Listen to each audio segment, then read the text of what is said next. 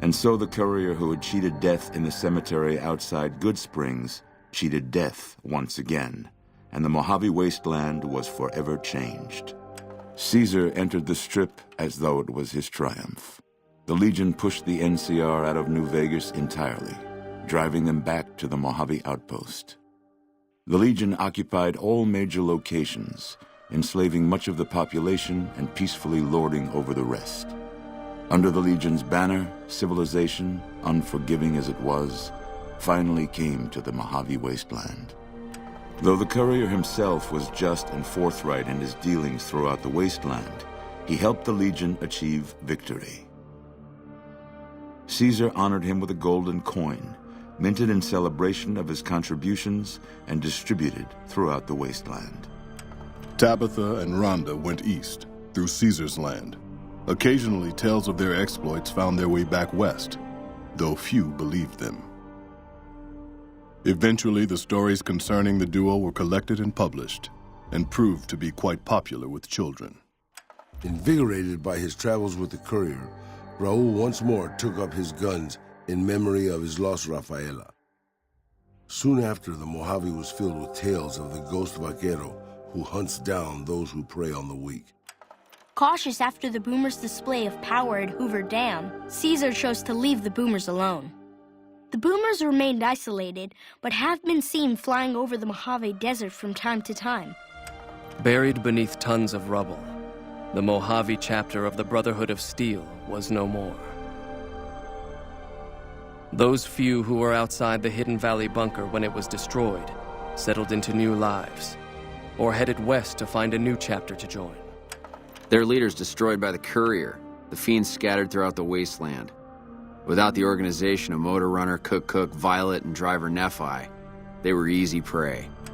After the Legion's victory, Caesar, out of a strange respect for his old fellows, allowed the followers safe passage out of the wasteland. Reluctantly, the followers accepted the offer and abandoned Old Mormon Fort to the Legion. The Legion, preoccupied with its acquisition of New Vegas, scarcely took notice of the town of Goodsprings. Many locals moved on, fearful of Caesar's long shadow. Only the old and the stubborn remained. In the years following the destruction of Cassidy caravans, NCR used evidence of the plot to blackmail the Crimson Caravan and the Van Graffs. NCR enacted strict trade laws with little resistance, strengthening their supply lines and their position in the Mojave. Cass lived to see the mark of the Legion on Hoover Dam. Uncertain of what lay next for the West, she remained silent. As the Legion marched west, she found it difficult to see the dam as anything more than a gravestone for the Mojave and everyone in it. As reward for their loyal service, Caesar forcibly integrated the great Khans into the Legion. The sick and elderly were killed, the women sold as wives to ranking officers, and the tribe's identity was annihilated. Though many great Khans mourned the death of their tribe, many more were ultimately satisfied with their revenge against NCR. Thanks to the courier and Lily, a cure for the Nightkin's schizophrenia was found shortly after Dr. Henry's experiment concluded. Nightkin and other super mutants in the wasteland flocked to Jacobstown, and the town became known as a haven where a mutant could find peace.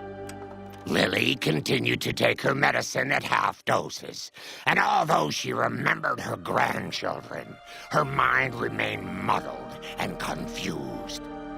Eventually, she parted ways with the courier and traveled west, seeking the remnants of her past.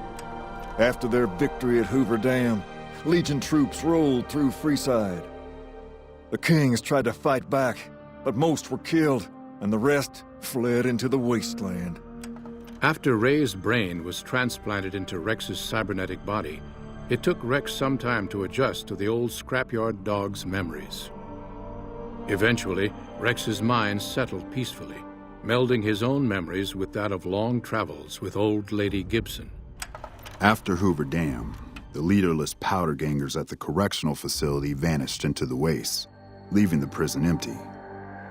The correctional facility became another abandoned ruin in the wasteland, its carcass occasionally picked over by enterprising prospectors.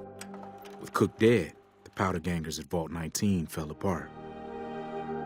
Those who weren't destroyed by the courier fled into the hills or attempted to work their way back through the Mojave wasteland. Few survived. Despite NCR's pledge to support Primm, they abandoned the town after their loss to Caesar. Though Caesar keeps Primm open for business, its citizens live under the constant watch of Legion soldiers. And so the Courier's road came to an end, for now. In the new world of the Mojave Wasteland, fighting continued, blood was spilled, and many lived and died just as they had in the old world. Because war never changes.